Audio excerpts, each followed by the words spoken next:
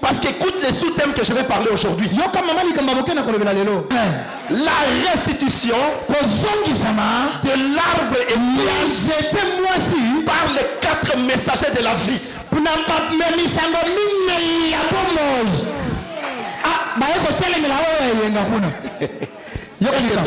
Amen. La restauration de l'arbre épouse. Alléluia. Amen. Par les 4 messagers de la mort. Dimanche passé, nous avons vu combien de messagers de la mort? 4 messagers de la mort. Aujourd'hui, nous allons voir 4 messagers de la vie. Cet arbre-là qu'on a vu dévoré par les insectes, l'arbre qui a perdu la vie doit être restauré par Dieu. Que Dieu vous bénisse. Alléluia. Qu'on nous amène cet arbre-là. Parce que je l'ai fait sciemment. J'ai demandé aux bien-aimés de ne pas jeter cet arbre. Vous allez constater quelque chose avec moi. Ramenez-moi cet arbre. La restitution de l'arbre épouse par les 4 messagers de l'arbre épouse. Alléluia. Amen. Papa Simba Sigo Bible no kana 1 Jean. Juste une rétrospective.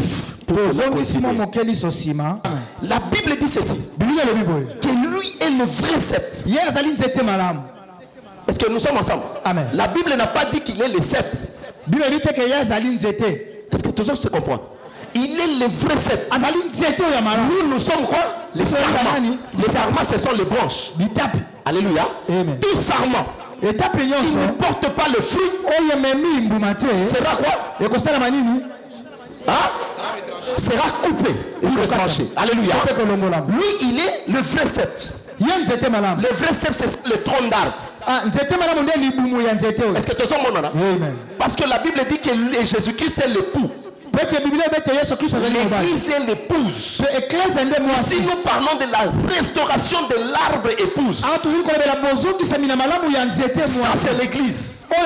C'est ce que vous voyez de l'autre côté. Le chandelier. Alléluia. Ça c'est l'église. Nous voyons le vrai cep qui est le tronc d'arbre. Alléluia. Et nous voyons aussi les sarments.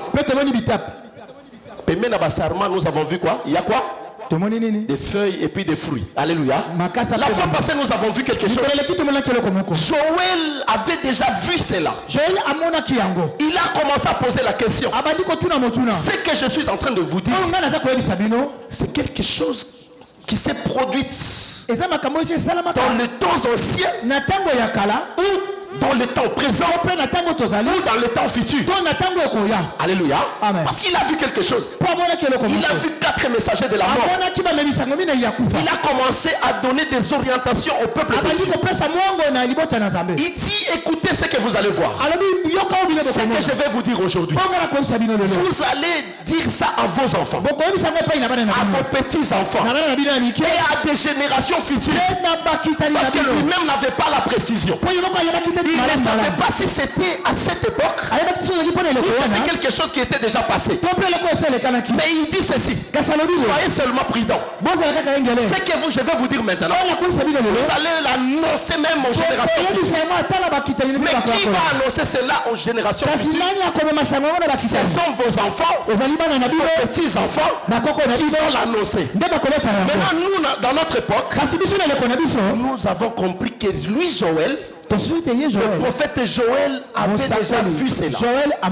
Il avait déjà compris le mystère de 4 cavaliers. Le premier cavalier, c'était un cavalier blanc. Le second, c'était un cavalier rouge. Le troisième, c'était un cavalier noir. Le quatrième, c'était un cavalier pâle. Donc cela veut dire tout simplement mélange des 3 cavaliers. Et nous voyons le 4e cavalier. Alléluia. Mais lui va voir ça d'une autre manière. Il voit 4 insectes. Le premier, l'arbre qui avait de fruits. Là, je rentre dans l'âge d'Éphèse. Est-ce que nous sommes ensemble? L'arbre qui avait de fruits, l'arbre qui avait de feuilles, l'arbre qui était bonne santé. Donc l'arbre ici représente l'église de Dieu. Là où il y avait plein de miracles. Là où les gens vivaient en communauté. Là où parmi eux il n'y avait pas d'indigents. Mais il y a quelque chose que vous allez remarquer. Nous servons l'Éternel, mais nous vivons dans la pauvreté. Pendant que David a dit, j'ai été jeune, j'ai vieilli, je n'ai jamais vu un juste abandonné, ni sa prospérité manger du pain. Mais nous avons des chrétiens qui sont abandonnés, qui mangent le pain. Il y a quelque chose qui ne va pas. Dans l'enseignement, tu vas comprendre qu'aujourd'hui c'est la restitution de l'arbre épouse. Est-ce que tu peux acclamer très fort pour le roi de Dieu?